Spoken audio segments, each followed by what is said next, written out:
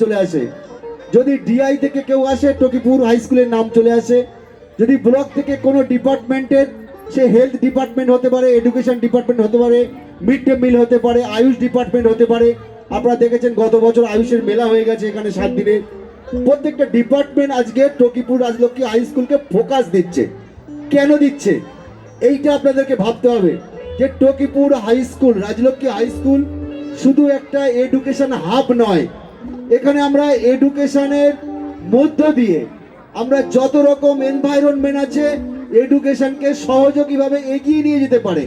যেমন cultural department, তার cultural programme activities, এবং আয়ুষ হেলথ ডিপার্টমেন্ট যখন ভিজিট করছে আমাদের বাচ্চাগুলোকে, আমাদের বাচ্চাদের স্বাস্থ্য নিয়ে যখন গবেষণা করছে, দেখছে কেমন আছে, প্রত্যেকটা ডিপার্টমেন্ট কিন্তু তুলে ধরছে টকিপুর রাজলক্ষ্মী হাই স্কুলকে। আজকের এখানে ধরুন হাসনাবাদ ব্লকে 10টি স্কুল আছে, 20টা স্কুল আছে। তারা কিন্তু অন্যান্য স্কুলে যেতে ভয় পাচ্ছে। সেসব স্কুলে কিন্তু বাচ্চা পড়ছে, পড়াশুনো করছে, বিগত দিনে পড়েছে, আজও পড়ছে, কিন্তু ডিপার্টমেন্টের আধিকারিকরা যেতে ভয় পাচ্ছে। কোথাও গালতি হয়ে যায়, কোথাও ফল্ট হয়ে যায়, কোথাও যদি তুলে ধরতে না পারি উপর মহল রেগে যায়, বাবা টকিপুর যাই। কেন টকিপুর যাই? টকিপুরে মিড ডে মিল ইন্সপেকশন হলে সেখানে সাকসেস, সাফল্যভাবে সবকিছু দেখতে পাচ্ছে। সেখানে যদি আমরা কালচারাল প্রোগ্রামগুলো দেখি সেখানে ভালোভাবে দেখতে পাচ্ছে। প্রত্যেকটা ডিপার্টমেন্ট, হেলথ ডিপার্টমেন্ট যদি আছে সেখানে ভালোভাবে বাচ্চাদের স্বাস্থ্য পরীক্ষা করতে পারছে। এবং আমরা প্রত্যেক মাসে গার্জিয়ান মিটিং করি, যে গার্জিয়ানদেরকে আমরা ইনভলভ করছি স্কুলে এডুকেশনের সাথে। কেন করছি? তার বাচ্চাগুলো কেমন পড়াশুনো করছে, পঠন পাঠের সাথে যুক্ত আছে কিনা, স্কুলে আসার নাম করে তারা বাইরে কোথাও চলে যাচ্ছে কিনা, আমরা গার্জিয়ানদের কাছে হোয়াটসঅ্যাপ গ্রুপের মধ্য দিয়ে রিপোর্ট দিচ্ছি। এবং আমরা প্রত্যেক মাসে তাদেরকে কল করে মিটিং করছি, তাদের বাচ্চাদের এডুকেশনের মানটা যাতে আরো গ্রোথ করা যায়, আরো বৃদ্ধি করা যায়, আরো এগিয়ে নিয়ে যাওয়া যায়। আমরা চাই এই টকিপুরের মাটি থেকে ডাক্তার, প্রফেসর, ইঞ্জিনিয়ার এবং নেতা বেরোবে, স্বচ্ছ মানের নেতা বেরোবে, যারা জনগণের ভোটে নির্বাচিত হয়ে একেবারে এই আমলানি পঞ্চায়েত থেকে পার্লামেন্ট যাবে।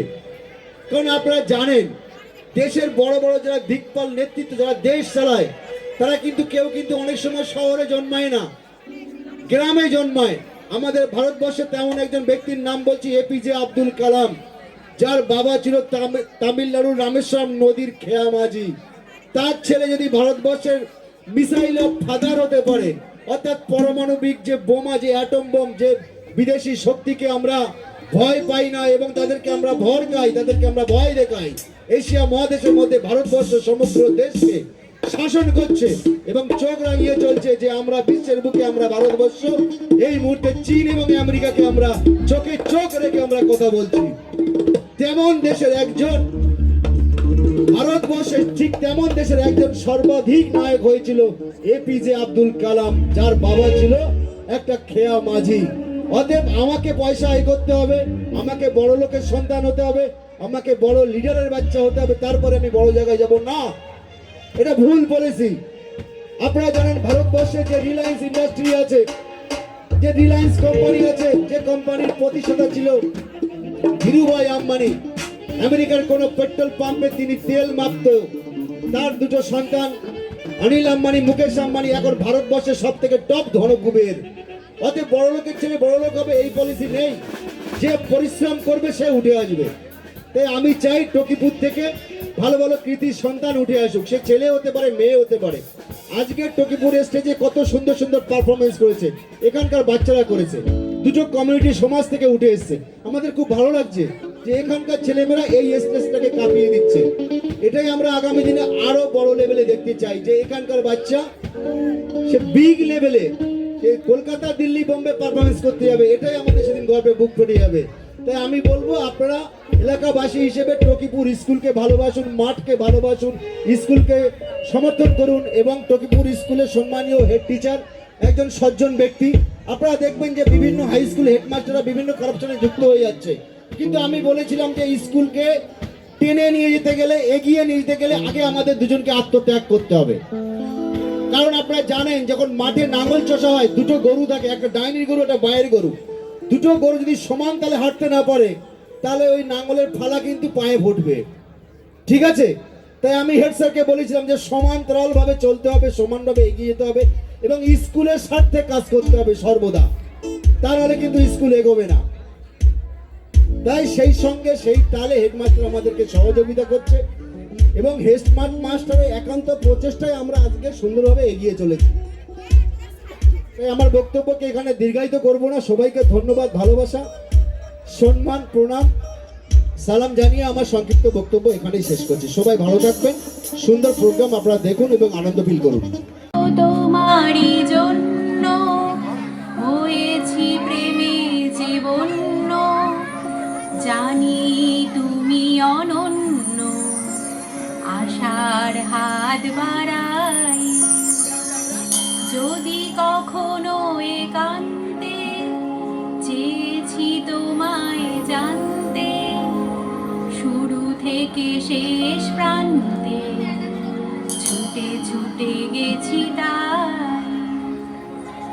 আমি যে নিজেই মত্ত, জানি না তোমার শর্ত। আমি যে নিজেই মত্ত, জানি না তোমার শর্ত।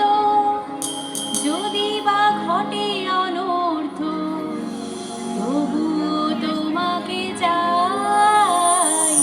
হয়তো তোমারই জন্য হয়েছি প্রেমে যে বন্য, জানি তুমি অনন্য, আশার হাত বাড়াই।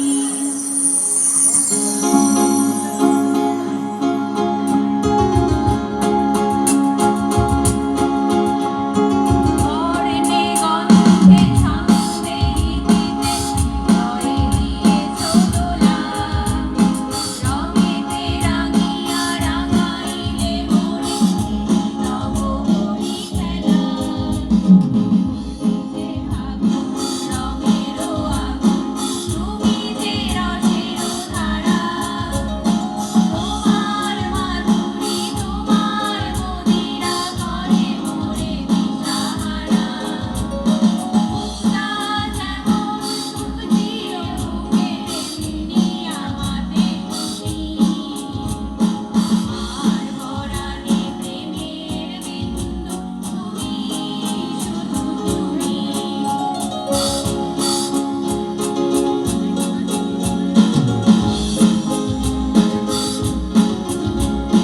फूलों की रंग से दिल की कलम से तुझको किसी रोज पाती।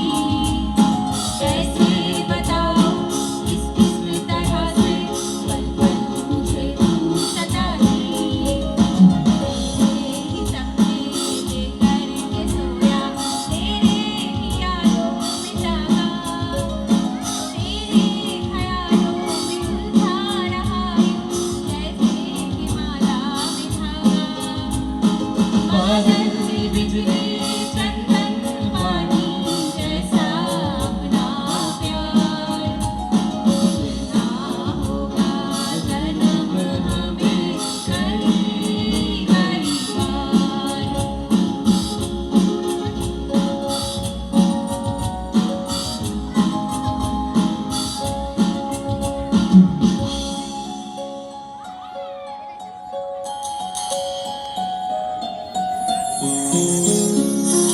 ये जो बातें हैं बातें जो दिल की हैं, दिल ही में रखना पिया। लफ्ज़ों ना बोलो मैं बोलो ना लफ्ज़ों पर, आँखों से जब कह दिया। बोले पिया बोले, जाने बोले जाने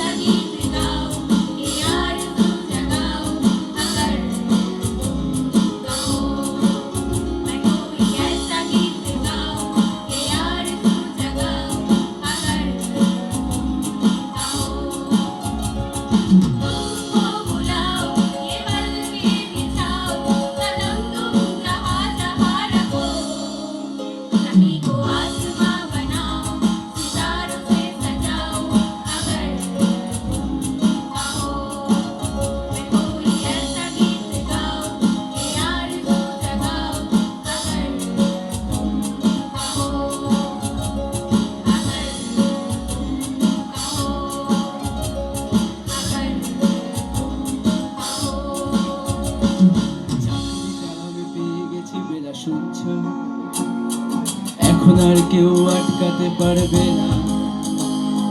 সমুদ্রটা এইবার তুমি ভেস্তে দিতে পারো, মাকে বলে দাও বিয়ে তুমি করছো না। চাকরিটা আমি পেয়ে গেছি বেলা শুনছ, এখন আর কেউ আটকাতে পারবে না। সমুদ্রটা এইবার তুমি ভেস্তে দিতে পারো, মাকে বলে দাও বিয়ে তুমি করছো না। চাকরিটা আমি পেয়ে গেছি বেলা সত্যি, আর মাত্র কয়েকটা মাস ব্যাস। স্টার্টিংয়ে ওরা 1100 দেবে, 3 মাস পরে কনফার্ম। চুপ করে কেন বেলা কিছু বলছো না? এটাকে টু করতো বেলা দোষ তুমি পাচ্ছ কি সুস্থে? 10-12 বার রাম নাম্বার পেরিয়ে তোমাকে পেয়েছি, দেব না কিছুতেই আর হারাতে। Hello, দিন না রেখে বেলাকে একটিবার পিটার যাচ্ছে বেড়ে পাবলিকের পরে, জরুরি খুব জরুরি দরকার। হ্যালো 244-119 বেলা বস তুমি পাচ্ছ কি শুনতে? 10-12 বার রং নাম্বার পেরিয়ে তোমাকে পেয়েছি, দেব না কিছুতেই আর হারাতে। Hello 244-119 hello 244-119 hello 244-119 hello 244-119